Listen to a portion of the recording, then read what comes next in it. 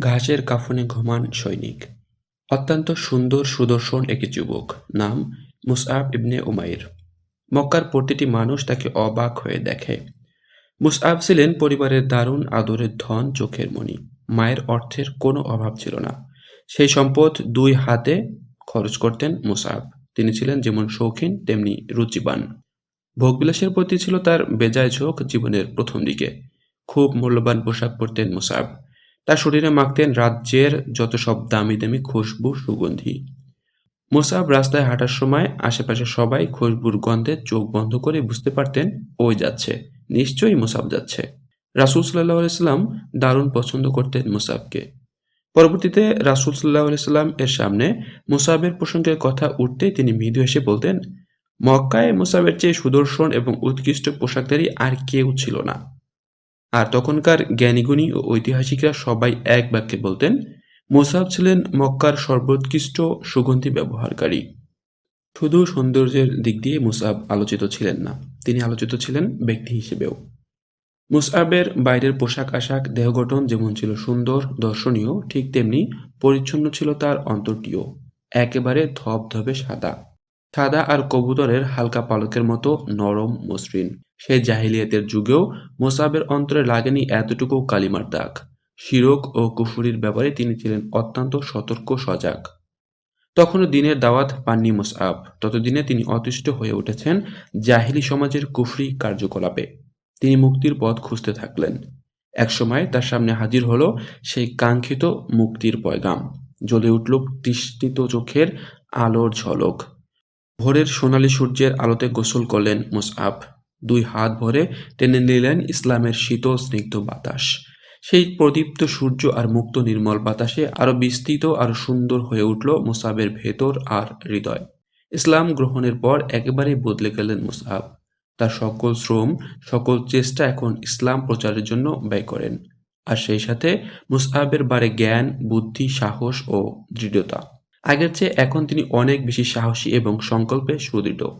এমনই সুদৃঢ় যে মুসআবের সত্যের পথ থেকে টলাতে পারে এমন কোনো বিপদ, এমন কোনো ভয় পৃথিবীতে ছিল না। মা অত্যন্ত ভালোবাসতেন মুসআবকে। আর মুসআবও সবচেয়ে বেশি ভালোবাসতেন মাকে। সেই সাথে ভয়ও করতেন। মা ছিলেন খুবই প্রতাপশালিনী। যেমন ছিল তার ব্যক্তিত্ব, তেমন ছিল তার মেজাজ। মুসআব খুব ভালো করে জানতেন তার মাকে। এজন্য ইসলাম গ্রহণের খবরটি তিনি প্রথম দিকে গোপন রাখতে চেয়েছিলেন। কিন্তু মুসআবের মতো ব্যক্তিরা কোনো খবরই কি আর বেশিক্ষণ গোপন থাকে? মুহূর্তেই মক্কার অলিতে গলিতে পৌঁছে গেল তার ইসলাম গ্রহণের খবর। খবরটি শুনে সবাই তো হতবাক, বিস্ময়ে বিমূঢ়। এও কি সম্ভব?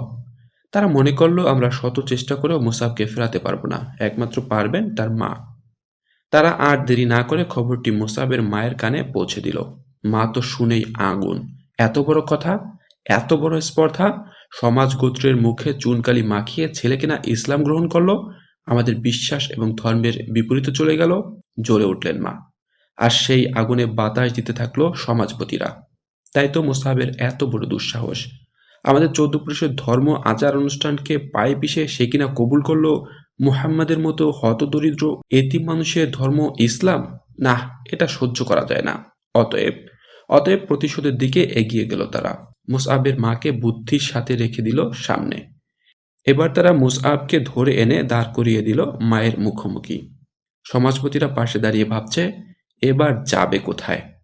কিন্তু সত্যের ওপর হিমালয়ের মতো অবিচল মুসআব। না, তিনি আর ফিরতে পারেন না। ফিরতে পারেন না আলোর থেকে অন্ধকারের দিকে, সুন্দর থেকে অসুন্দরের দিকে।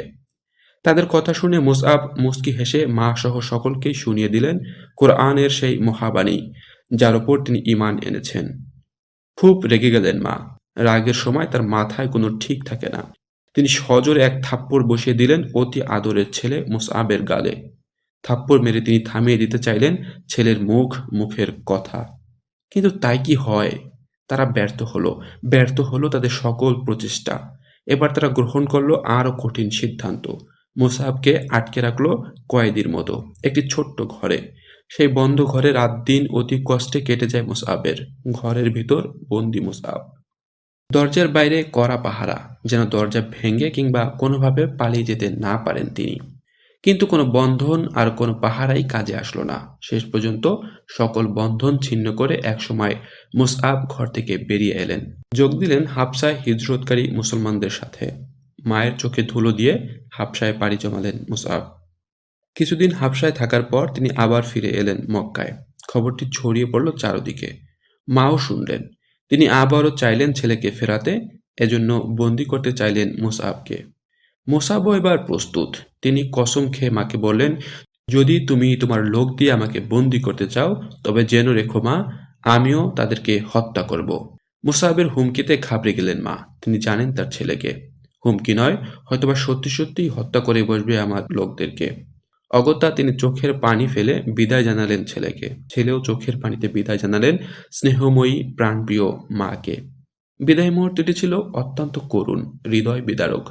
ছেলেকে যখন কোনো ক্রমেই ফেরানো সম্ভব হলো না, তখন কাঁদতে কাঁদতে অভিমান সুরে মা বললেন, যাও, যেখানে খুশি চলে যাও, আমাকে আর কখনো মা বলে ডেকো না। মুসাবের চোখেও পানি টলমল করছে। বললেন, মাগো, আমি আপনাকে প্রাণ দিয়ে ভালোবাসি, আর সেই জন্য অনুরোধ করছি, আপনি একবার বলুন, আশহাদু আল্লাহ ইলাহা ইল্লাল্লাহ ওয়া আশহাদু আন্না মুহাম্মাদান আবদুহু ওয়া রাসূলুহু।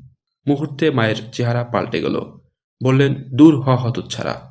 আমি তোর দিন গ্রহণ করলে আমার মতামত, বুদ্ধি, বিবেক দুর্বল বলে মনে করা হবে। না, তা কখনো হবে না। তুই যা, তোর দিন আমি গ্রহণ করব না। মায়ের কথা শুনে চোখ মুছতে মুছতে বেরিয়ে এলেন মুসআব। একসময়ের অতি আদরের ছেলেকে মা খরচপত্র দেয়া বন্ধ করে দিলেন যাবতীয় সুযোগ সুবিধা। কিন্তু বঞ্চিত লাঞ্ছিত মুসআব এতটুকু দমে গেলেন না। একসময়ের সেই শৌখিন মুসআব এখন তিনি শতচ্ছন্ন কাপড় পরেন, দিনের পর দিন না খেয়ে থাকেন, অসম্ভব কষ্ট ভোগ করেন। তবুও না, এতটুকু দুর্বল হননি তিনি বিশ্বাসের ভিত থেকে। বরং আঘাত যতই তীব্রতর হচ্ছিল, কষ্ট যন্ত্রণা যতই অধিক হচ্ছিল, ততই তার ঈমানের দৃঢ়তা বৃদ্ধি পাচ্ছিল অনেক বেশি। দয়ার নবী মুহাম্মদ সাল্লাল্লাহু আলাইহি সাল্লাম মুসআবকে দারুণ ভালোবাসতেন। তিনি মুসআব সম্পর্কে সবকিছু জানতেন তার সাহস, ঈমান, জ্ঞান, বুদ্ধি এবং বিচক্ষণতা সম্পর্কেও। হজ্জের সময় মদিনায় কিছু লোক মক্কায় এসে ইসলাম কবুল করে আবার তারা ফিরে গেলেন মদিনায়। তাদের দ্বীনি শিক্ষা দেবার জন্য এবং মদিনায় মানুষের কাছে দ্বীনের দাওয়াত পৌঁছানোর জন্য রাসূল সাল্লাল্লাহু আলাইহি ওয়াসাল্লাম দূত হিসেবে প্রথমত মুসআবকেই নির্বাচন করলেন। কি সৌভাগ্য! মুসআবই হলেন ইসলামের ইতিহাসের প্রথম দূত। দূত হিসেবে মুসআব ছিলেন অত্যন্ত সফল। তিনি মদিনার উসাইদের মতো প্রভাবশালী ক্ষমতাবান নেতাকে পর্যন্ত ইসলামের পতাকা তলে শামিল করেছিলেন। উহুদের যুদ্ধ, ভয়ঙ্কর এক যুদ্ধ। উহুদের যুদ্ধের ঝান্ডাটি রাসূল সাল্লাল্লাহু আলাইহি ওয়াসাল্লাম সযত্নে তুলে দিলেন তার প্রিয় সাহাবী মুসআবের হাতে। যুদ্ধ শুরু হয়ে গেল। তুমুল বেগে চলছে যুদ্ধ। একসময় বিজয় প্রায় এসে গেল মুসলমানদের হাতের নাগালে। আর ঠিক সেই সময়ে নেমে এলো সামান্য ভুলের জন্য মারাত্মক বিপর্যয়। যে কুরাইশরা নিশ্চিত পরাজয়ের মুখে ছিল, তারা এবার ফিরে দাঁড়ালো পূর্ণ শক্তিতে। মুসলিম বাহিনী তখন অনেকটা বিচ্ছিন্ন। মুসআব বুঝতে পারলেন বিপদের ভয়াবহতা। যতটুকু সম্ভব তিনি ঝান্ডা উঁচু করে ধরলেন। চিৎকার করে গলা ফাটিয়ে তিনি হুঙ্কার দিতে থাকলেন। খুব জোরে জোরে দিতে থাকলেন তাকবীর ধ্বনি। উদ্দেশ্য, শত্রুদের দৃষ্টি রাসূল সাল্লাল্লাহু আলাইহি ওয়াসাল্লাম এর দিক থেকে ফিরিয়ে রাখা। অসম্ভবকে সম্ভব করার জন্য মুসআব উহুদ প্রান্তরে জানবাজি রেখেছিলেন। তার এক হাতে রাসূল সাল্লাল্লাহু আলাইহি ওয়াসাল্লাম এর দেয়া ঝান্ডা আর অন্য হাতে তরবারি। শত্রুবাহিনী এগিয়ে এলো। তারা মুসআবের শরীরের উপর দিয়ে রাসূল সাল্লাল্লাহু আলাইহি ওয়াসাল্লামের কাছে পৌঁছতে চাইল। বাধা দিলেন মুসআব। উহুদের এই যুদ্ধে একাই 1000 সৈনিকের ভূমিকা পালন করলেন মুসআব। মুসলিম সৈনিকরা যখন বিক্ষিপ্ত, তখন সিংহের মতো হুঙ্কার দিয়ে একাই রুখে দাঁড়ালেন মুসআব। হেফাজত করেন রাসূল সাল্লাল্লাহু আলাইহি ওয়াসাল্লামকে। যখন অশ্বারোহী ইবনে কাসিরা এগিয়ে এসে তরবারির আঘাতে মুসআবের ডান হাতটি বিচ্ছিন্ন করে ফেলেন, তখন মুসআব বলে ওঠেন, মুহাম্মদ একজন রাসূল ছাড়া আর কিছু নন।